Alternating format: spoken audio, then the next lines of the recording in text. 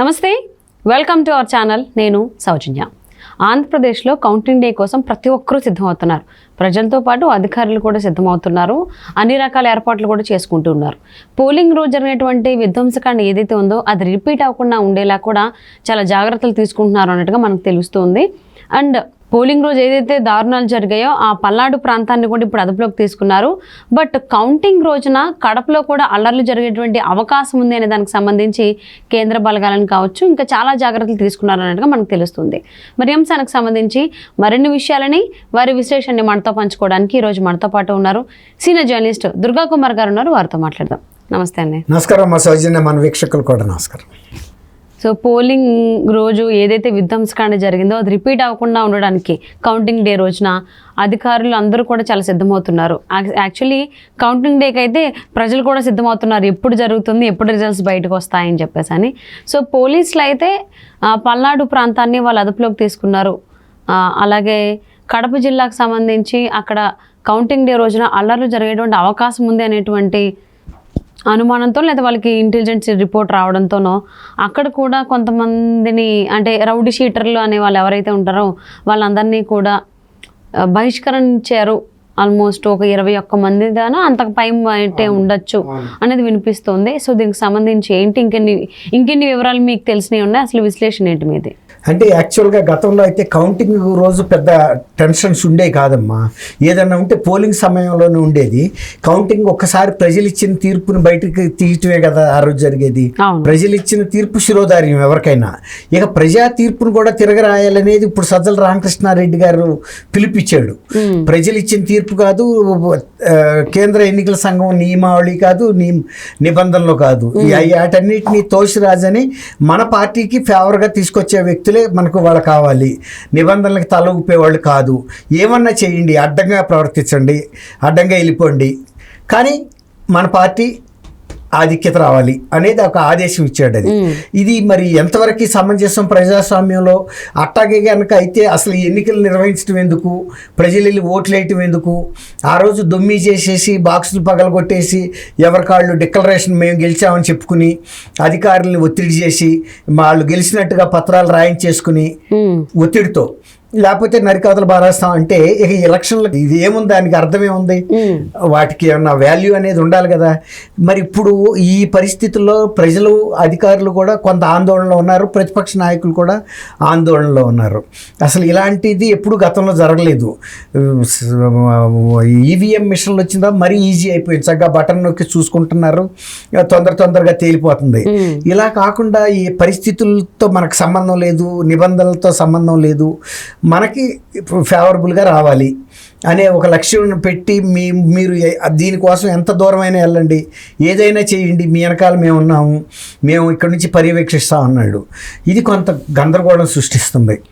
రెండోది, మొన్న ఎన్నికల తర్వాత కూడా జరిగినటువంటి హింసాకాండ, దాని మూలాన కూడా ఇప్పుడు తాడిపత్రి వీటన్నిటిలో కూడా అదనపు కేంద్ర పోలీస్ బలగాల్ని దింపి మార్చింగ్ కూడా చేయించారు. ఫ్లాగ్ ఇదంటారు దాన్ని, మార్చింగ్ అది చేశారు. తర్వాత ఇంకా కూడా కొన్ని సున్నితమైనప్పుడు మొత్తం ఆంధ్రప్రదేశ్ మొత్తమే ఒక ఛాలెంజింగ్ పరిస్థితి తీసుకొచ్చాడు రామకృష్ణారెడ్డి గారు. గతంలో మీరు అన్నట్టు కొన్ని ఎంపిక చేసిన ప్రదేశాలు ఏదైతే గొడవలు జరుగుతాయి, సునిశ్చితమైన ప్రదేశాలు, సమస్యాత్మక ప్రదేశాలు అనేవి కొన్ని ఉన్నాయి. అవి ఏంటంటే మీరు చెప్పినట్టు పల్నాడు ఉంది, అది ఇప్పటి నుంచో కూడా ఉంది. తర్వాత తాడిపత్రి ఉంది, ఇవి ఇప్పుడు ఈ మధ్యలో. తర్వాత కడప జిల్లా కూడా కొంచెం సమస్యాత్మక ప్రాంతమే. దానితోడు ఇప్పుడు జగన్మోహన్ రెడ్డి గారు మెజారిటీ కూడా తగ్గుతుంది అంటున్నారు. కొన్నిసార్లు అసలు అటు ఇటుగా కూడా అవ్వచ్చు అంటున్నారు. అది మనం చెప్పలేము.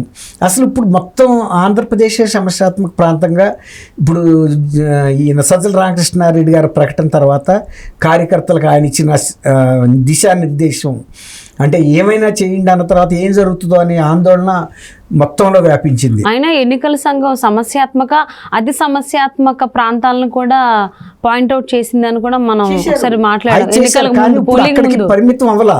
ఇప్పుడు సజ్జల రామకృష్ణారెడ్డి గారి ప్రకటన తర్వాత ఆంధ్రప్రదేశ్ రాష్ట్రం అంతా కూడా ఎన్నికల రోజు ఒక అగ్నిగుండంగా మారుతుందా అనే ఒక ఆందోళన ప్రజల్లోకి వచ్చేసింది. దీన్ని ఎవరు నిలవరించాలి?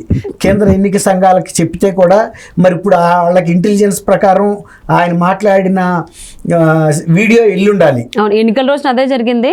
బట్ ఇప్పుడు కౌంటింగ్ రోజున అలాంటివి పునరావృతం కాకుండా ఉండడానికి జాగ్రత్తలు తీసుకుంటున్నారు ఎన్నికల సంఘం అలాగే పోలీసులు అన్నట్టుగా తెలుస్తోంది. ఇప్పుడు ఈ వీడియో రిలీజ్ అయింది కదా, మా ఏజెంట్లను ఉద్దేశించి మాట్లాడుతూ ఎట్టి పరిస్థితుల్లోనూ మీరు దాన్ని సాధించుకు రాగలగాలి.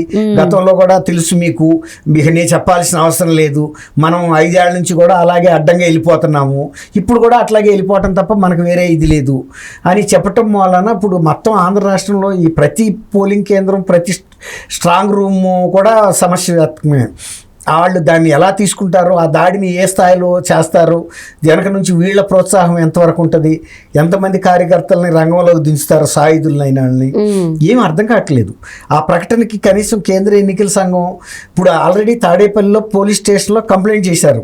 ఆల్రెడీ కంప్లైంట్ చేసినప్పుడు కేంద్ర ఎన్నికల సంఘం కూడా ఆ ప్రకటన మీద వాళ్ళు కూడా కంప్లైంట్ చేయాలి కదా, చేస్తే యాక్షన్ తీసుకోవాలి, ఆదేశించవచ్చు డీజీపీని.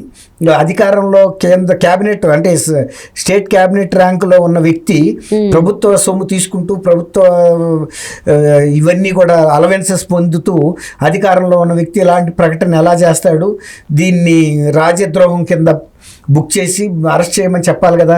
అప్పుడు కనీసం కార్యకర్తలకు కూడా ఒక సందేశం వెళ్తుంది, మనని ఉసిగొలిపిన వ్యక్తే జైల్లోకి వెళ్ళాడు, రేపు కనుక మనం వెళ్ళి పోలింగ్ కేంద్రాల దగ్గర కనుక గొడవలు సృష్టించినా, ఈవీఎంలు పగలగొట్టినా, స్ట్రాంగ్ రూమ్ల మీద దాడులు చేసినా మన కూడా ఇదే చేస్తారు, అరెస్ట్ చేస్తారు, కేసులు పెడతారు. వాళ్ళంటే పెద్దవాళ్ళు కాబట్టి కేసుల నుంచి బయటపడగలుగుతారు, మనం ఎలా బయటపడతాము, మనకి ఎవరు సపోర్ట్ చేస్తారు, ఒక్కోసారి ఫైరింగ్ లాంటివి జరిగితే ప్రాణాలే పోవచ్చు. ఇవన్నీ కూడా ఆలోచించుకోవాలి కదా వాళ్ళు. అప్పుడు కనీసం కేంద్ర ఎన్నికల సంఘం అయినా ఆదేశించి ముందుగా ఆయన అరెస్ట్ చేస్తే ఒక సందేశం వెళ్ళేది. మరి ఈ 4వ తారీఖు లోపల అది అరెస్ట్ చేస్తారా లేదా మనకు తెలీదు. 3వ తారీఖున అరెస్ట్ చేసినా ఒక రోజు ముందుగా తెలుస్తుంది. అంటే ఎన్నికల సంఘం అయితే ఎవరైతే ఆ రోజు అదే ప్రధాన కార్యదర్శి, ప్రధాన అధికారి ముఖేష్ కుమార్ మీనా కూడా స్టేట్మెంట్ పాస్ చేశారు కదా, ఎవరైతే కౌంటింగ్ రోజున అల్లర్లు సృష్టిస్తారో వాళ్ళందరూ ఇమీడియట్గా అరెస్ట్ చేస్తాము అని చెప్పేసి. కానీ అసలు ఎవరైతే ప్రోత్సహిస్తున్నాడో ఏ కాన్స్పిరేటర్గా వ్యక్తిగా ఆయన మనం కన్సిడర్ చేయాలి. అందుకే కడపలో కొంతమంది రౌడీ షీటర్ని అది కాదమ్మా, నేను సజ్జల రామకృష్ణారెడ్డి గారు ఒక కీ పర్సన్, పెద్ద పొజిషన్ లో ఉన్నాడు, ఆయన ఇన్స్టిగేట్ చేస్తున్నాడు. మేబీ ఆయన అలా మాట్లాడబట్టేనే అనుకుంటా కడపలో ఆల్మోస్ట్ ఒక 20 మందికి పైగానే రౌడీ షీటర్ని అసలు 7th వరకు మీకు అసలు ఎంట్రీ లేదు కడపలోకి అన్నారు. ఇంకొంతమందిని హౌస్ అరెస్ట్ కూడా చేస్తుంటారు. కానీ అది రాష్ట్ర వ్యాప్తంగా జరగాలి, ఒక కడప కాదు ఆయన ఇచ్చింది, మొత్తం రాష్ట్ర వ్యాప్తంగా ఉన్న కార్యకర్తలకు పిలిపించాడు. అన్ని కౌంటింగ్ కేంద్రాల దగ్గర కూడా మీరు మోహరించండి, మీరు ప్రతిఘటించమన్నాడు. వాళ్ళు చెప్పిన మాట మీరు వినొద్దు, మీరేం చెబుతారో అదే జరగాలి, అది జరిగే వరకు మీరు అక్కడి నుంచి కదలొద్దు, అక్కడే బైఠాయించమని చెబుతున్నాడు. ఎంత గొడవలకైనా దిగమంటున్నాడు, మీ వెనకాల మేమున్నాం అన్నాడు. కాబట్టి ఇప్పుడు కేంద్ర ఎన్నికల సంఘం రాష్ట్రాన్ని మొత్తంగా ఆలోచించాలి తప్ప ఏదో పరిమితమైన ప్రదేశాల్లో పెడితే పరిస్థితి ఏం మెరుగుపడదని నేను అనుకుంటాను. మరి కౌంటింగ్ డేకి అయితే అధికారులు అందరూ సిద్ధమయ్యారు. సో ఇంతకుముందు ఏవైతే సమస్యాత్మక ప్రాంతాలు ఉన్నాయో, దాడులు జరిగాయో పోలింగ్ రోజున, వాటిని అయితే అదుపులోకి తీసుకున్నారు. కడప జిల్లా ముఖ్యంగా మనం చూసుకున్నట్లయితే దానికైతే ఆల్మోస్ట్ కొంతమంది రౌడీ షీటర్లని నగర బహిష్కరణ చేయడం, ఇంకొంతమందిని హౌస్ అరెస్ట్ చేశారు అన్నట్టుగా తెలుస్తుంది. మరి దాడులు జరగకుండా కౌంటింగ్ డే జరగాలి, సుఖాంతంగా ఉండాలని చెప్పి ఆశిద్దామండి. Thank you so much Durga.